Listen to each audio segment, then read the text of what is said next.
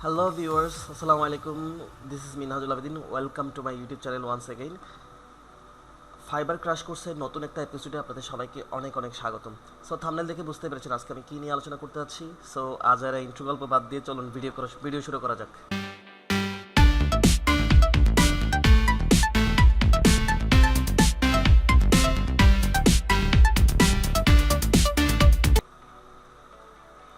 ওকে, so আপনারা যারা ফাইবারে কাজ করতেছেন বা ফাইবারে কাজ অলরেডি শুরু করেছেন বা যারা এখনও নতুন, একেবারেই নতুন, তারা সবসময় একটা জিনিসে একটা হতাশায় ভোগেন যে আপনার গিগটা র্যাঙ্কিং হচ্ছে না, সার্চ লিস্টে আপনার গিগটা পাওয়া যাচ্ছে না, আপনার গিগে ইমপ্রেশন কম আসতেছে, ক্লিক কম আসতেছে। এই একটা প্রবলেমের কারণে আমাদের কাছে কিন্তু তেমন একটা বেশি বায়ার রিকোয়েস্ট আসে না, আর আমাদের গিগের ইমপ্রেশন, ক্লিক, তারপর হচ্ছে কি ফেভারিট, এই জিনিসগুলো খুব কম হচ্ছে। সো এই জিনিসগুলো কম হওয়ার মূল কারণটা হচ্ছে কি আমরা আমাদের গিগটা এসইও ফ্রেন্ডলি করে সাজাতে পারি না। এসইও ফ্রেন্ডলি করে সাজাতে না পারলে দুনিয়ার কোনো কিছু আপনাকে শুরুতেই সামনের পেজে এনে দেবে না। যেমন গুগল থেকে আমরা যদি কোনো একটা ব্যাপার সার্চ করি, যেই জিনিসটা প্রথম শুরুতেই যেটা আসে, সেটা শুরুতেই আসা মানে হচ্ছে কি এটাকে ভালোভাবে এসইও করতে পারা, সার্চ ইঞ্জিন অপটিমাইজড করতে পারা। সো আপনিও যদি আপনার ফাইবারের গিগটা যদি ভালোভাবে অপটিমাইজ করতে না পারেন, সার্চ ইঞ্জিনে অপটিমাইজ করতে না পারেন, তাহলে আপনি ফাইবারের যেই ক্যাটাগরিতে কাজ করেন না কেন সেই ক্যাটাগরিতে সবার শেষেই পড়ে থাকবেন।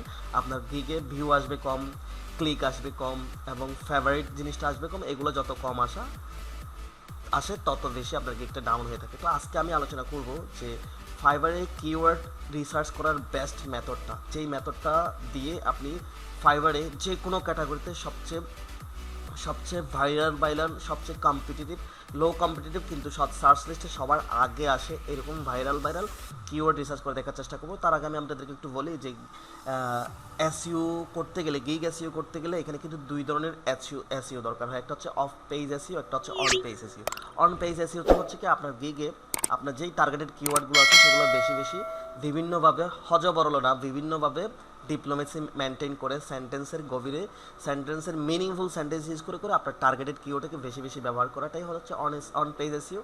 আর যদি অফ পেজ এসইও কি সেটা জানতে হয়, আমার একটা ভিডিও প্লেলিস্টে গিয়ে ফাইবার ক্র্যাশ কোর্সে আপনি প্লেলিস্টে যাবেন, প্লেলিস্ট থেকে ফাইবার ক্র্যাশ কোর্স নামে একটা ফোল্ডার থাকবে, প্লেলিস্ট থাকবে, সেখান থেকে আপনি হাউ টু র্যাঙ্ক অ্যান্ড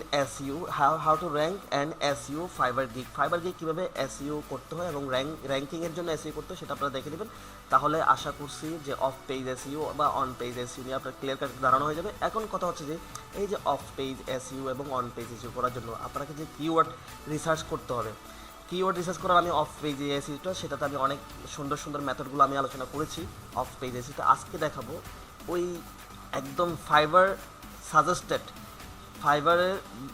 ফাইবারের সার্টিফাইড এবং ফাইবার নিজেই র্যাঙ্কিং করার যেই বেস্ট কিওয়ার্ডগুলো দরকার হবে আপনাকে এসইও করতে, আপনার গিগটাকে সাজাতে, আপনার গিগটাকে র্যাঙ্কিংয়ে আনতে, আপনার গিগটাকে বেশি ক্লিক বা বেশি ভিউ আনতে, যেই কিওয়ার্ডগুলো রিসার্চ করে, যেই মেথডে কিওয়ার্ড রিসার্চ করলে এই সুযোগ সুবিধাটা আপনি পাবেন, সেই মেথডটা দেখানোর চেষ্টা করব। তার আগে আমি একটু করে আমি আমার ইয়ার থেকে গিগের ইমপ্রেশনগুলো আপনাদেরকে একটু দেখাই। আমি কিন্তু আমার গিগগুলো কখনোই কোনো ফেসবুকে বা কোনো গ্রুপে কোনো ন্যাচারাল আর্টিফিশিয়াল যেই ইয়াগুলো আছে, মার্কেটিংগুলো আছে, যে আমি আপনাকে কি দিলাম, আমি আপনাকে লিঙ্কে গিয়ে আপনাকে আমি ফেভারিট দিলাম, আপনি আমারটা দিলেন, এরকম কিন্তু আমি করি নাই। আমি হয়তো আমার একটা গিগ এরকম করেছিলাম, সেই গিগটা ছাড়া আবার বাকি সবগুলো গিগে আপনারা দেখেন আমার এই প্রত্যেকটা গিগে কী পরিমাণ ইমপ্রেশন আছে লাস্ট একটা মাসে, এই পরিমাণ ইমপ্রেশন। আমি যদি শুধুমাত্র 2টা মাস করে দিই দেখবেন যে আমার গিগে কী পরিমাণ ইমপ্রেশন। এই ইমপ্রেশনগুলো ম্যাক্সিমাম অর্গানিক, দেখতে পাচ্ছেন 15K 43টা ক্লিক,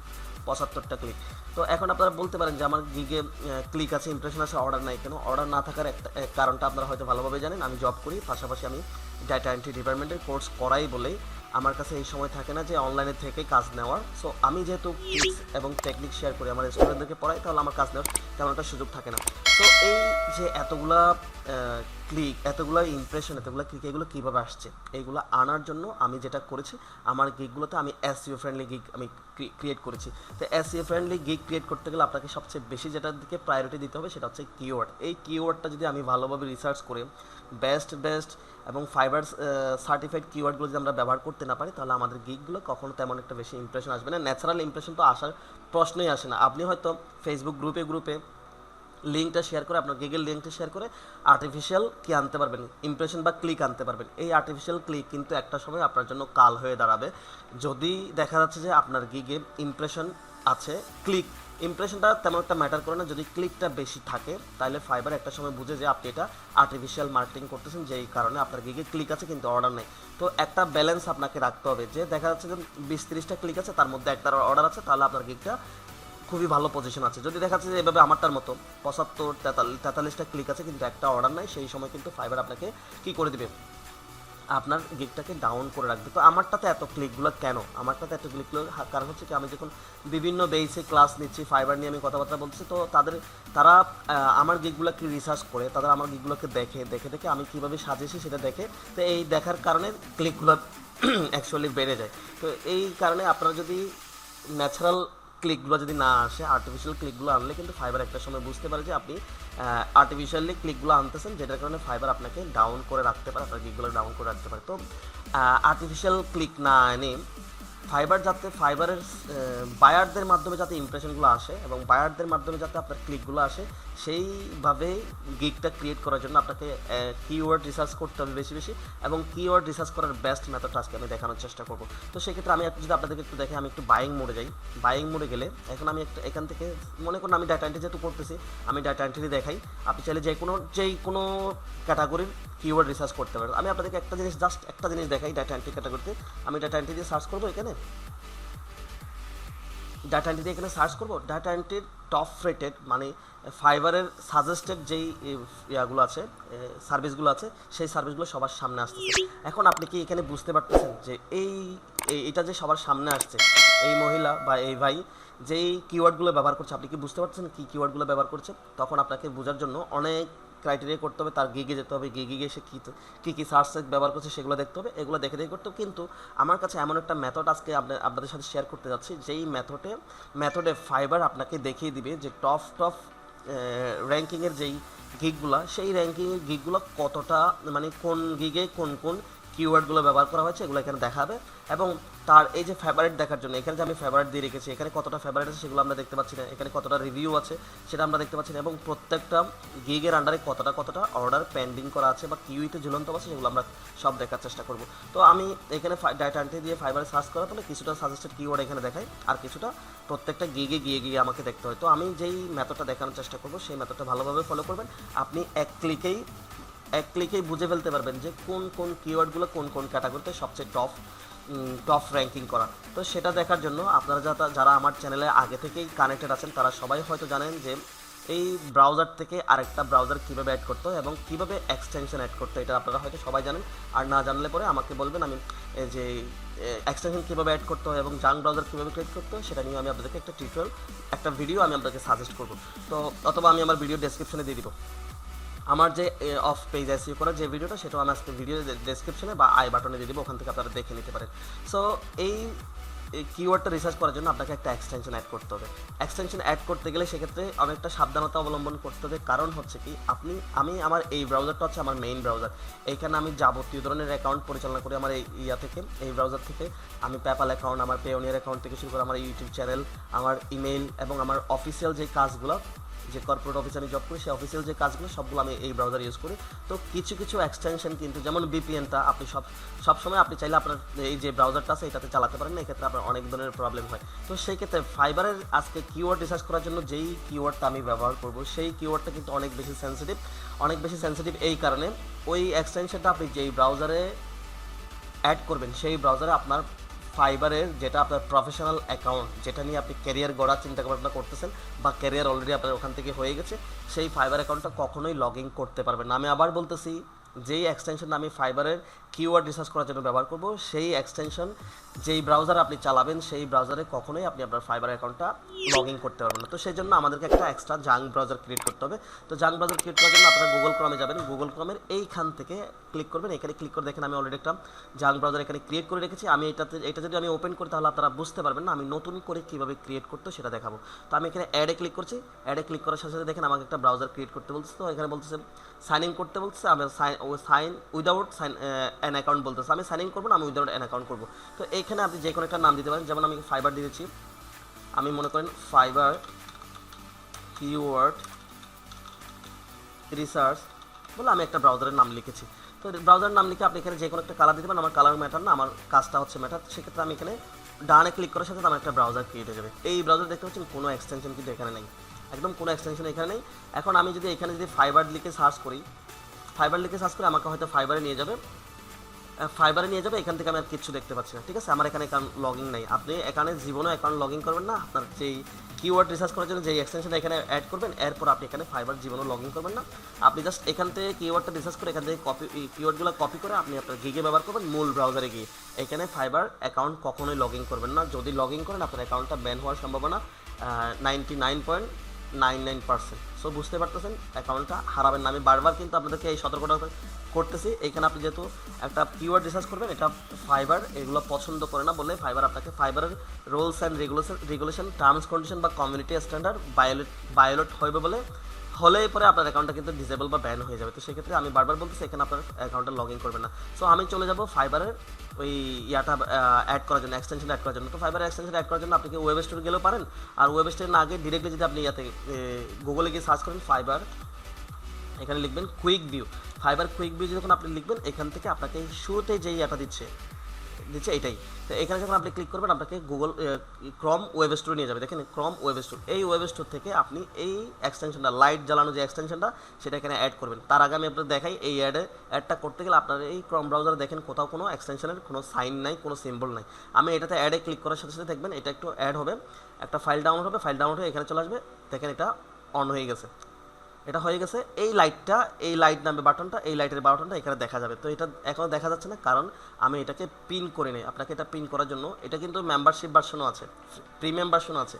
প্রিমিয়াম ভার্সন ব্যবহার করতে পারলে আরও অনেক বেশি লাভবান হতে পারবেন। প্রিমিয়াম ভার্সন দরকার হয় না, এটা যা কাজ দিচ্ছে সেটাতে আপনি স্যাটিসফাইড হয়ে যাবেন। তো দেখেন আমি এখান থেকে এই এক্সটেনশন বাটনে ক্লিক করছি, এখানে এটাকে আমি ক্লিক করে এটা পিন করে আমার ডেস্কটপ ভার্সনে ব্রাউজারের উপর আমি নিয়ে আসছি। তো আমি এখান থেকে এগুলো কেটে দিলাম, এখান থেকে এগুলো কেটে দেওয়ার পরে দেখেন ফাইবারে আমি চলে আসছি। ফাইবারে চলে এসে আমি যখন এখানে ডাটা এন্ট্রি দিয়ে সার্চ করব, এখন দেখবেন যে কোন ইয়াগুলা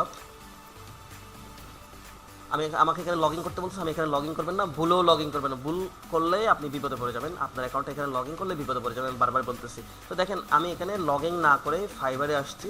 ফাইবারে এসেই জাস্ট সার্চ করেছি ডাটা এন্ট্রি দিয়ে। আপনি এসইও নিয়ে কাজ করলে এসইও নিয়ে সার্চ করতে পারেন, ডিজিটাল মার্কেটিং নিয়ে কাজ করলে ডিজিটাল মার্কেটিং, ইনস্টাগ্রাম মার্কেটিং, তারপর হচ্ছে কি আপনার এখানে যা আছে গ্রাফিক্স ডিজাইন থেকে শুরু করে যতগুলো সার্ভিস আছে প্রত্যেকটা সার্ভিস দিয়ে আপনি সার্চ করলে এই এক্সটেনশন যদি আপনার অন থাকে, দেখেন আপনাকে এই প্রত্যেকটা যে গিগগুলো আমি সার্চ করার সাথে সাথে প্রথম পেজ আসছে, এই প্রত্যেকটা পেজের শুরুতেই দেখেন যে কোন সার্ভিসটা কোন কিওয়ার্ড দিয়ে এখানে টপ রেটেড হয়েছে। দেখেন ট্রান্সক্রাইবার, দেখেন internet researcher, data entry, WordPress, customer service, দেখেন Excel, convert data, copy paste data, clean data, data entry. এবার দেখেন এই যে এখানে 3 দেখতে পাচ্ছেন, এই যে এখানে একটা আইকন দেখতে পাচ্ছেন গাড়ি এবং 3 দেখতে পাচ্ছেন, এটা মানে হচ্ছে কি তার এই গিগের আন্ডারে 3টা সার্ভিস পেন্ডিং আছে। এখন পর্যন্ত কিউইতে তার 3টা কাজ ঝুলন্ত অবস্থা দেখতে পাচ্ছেন। আমি যে এটা ওপেন করে দেখে এখানে 9 দেখাচ্ছে, তার মানে তার এখানে 9টা কাজ নিয়ে রেখেছে। এখানে 8 দেখাচ্ছে, সে 8টা কাজ নিয়ে রেখেছে। এখানে 5 দেখাচ্ছে, তার মানে সেখানে 5টা কাজ নিয়েছে। আমি দেখাচ্ছি প্রথম যে কাজটা ছিল 3টা, এরপরের কাজটা ছিল 9টা, এরপরের কাজটা ছিল 8টা এবং লাস্ট কাজটা ছিল 5টা, দেখতে পাচ্ছেন। তো এখানে যে তার গিগে দেখেন, এই গিগটার নাম হচ্ছে এই গিগটার এক্সেল লিড। দেখেন তার গিগে লাভ রেট আছে, ফেভারিট আছে কত 2670টা। এখন আমরা এখান থেকে দেখতে পাবো, দেখেন 2670টা দেখতে পাচ্ছেন, এই যে এক্সেল লিড 2670টা এবং তার রিভিউ আছে কতটা এখান থেকে আমরা দেখতে পাচ্ছি। এখানে যদিও 1K প্লাস দেখাচ্ছে কিন্তু এক্সাক্ট অ্যামাউন্টটা আমরা দেখতে পাচ্ছি 1963টা, 1963টা। তো দেখতে পাচ্ছেন যে প্রত্যেকটা গিগ কোন কিওয়ার্ড দিয়ে এখানে কি হয়েছে, র্যাঙ্কিং হয়েছে। দেখেন এই যে copy paste, data entry, data collection, data entry, web research, typing, এই সবগুলো কিওয়ার্ড কিন্তু আপনাকে একটা ফাইল এখানে দিয়ে দিচ্ছে।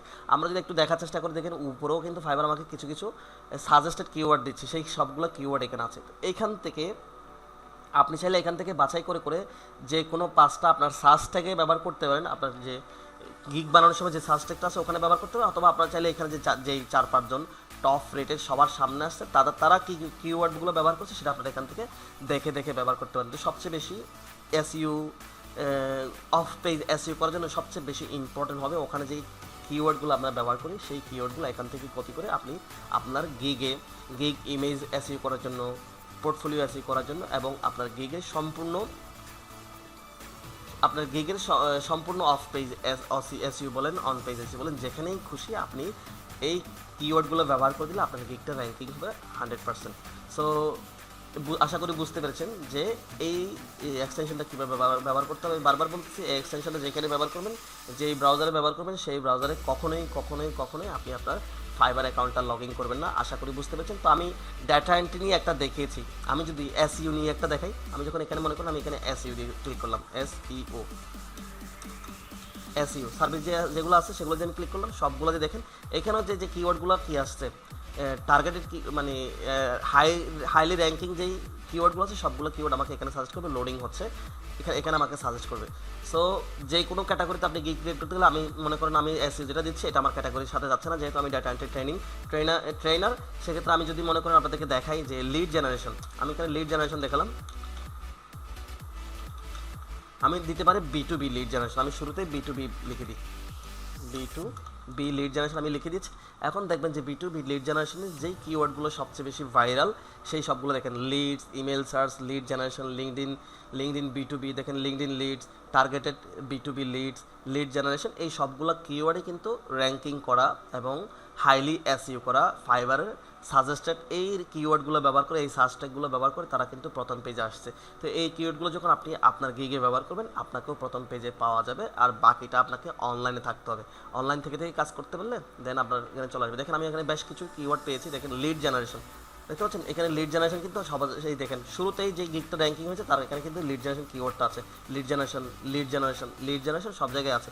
এরপরে দেখেন পরের কিওয়ার্ডটা B2B লিড জেনারেশন, দেখতে পাচ্ছেন B2B, দেখেন B2B লিড জেনারেশন। তার মানে বুঝতেই পারতেছেন যে এই এক্সটেনশনটা কত বেশি ইফেক্টিভ।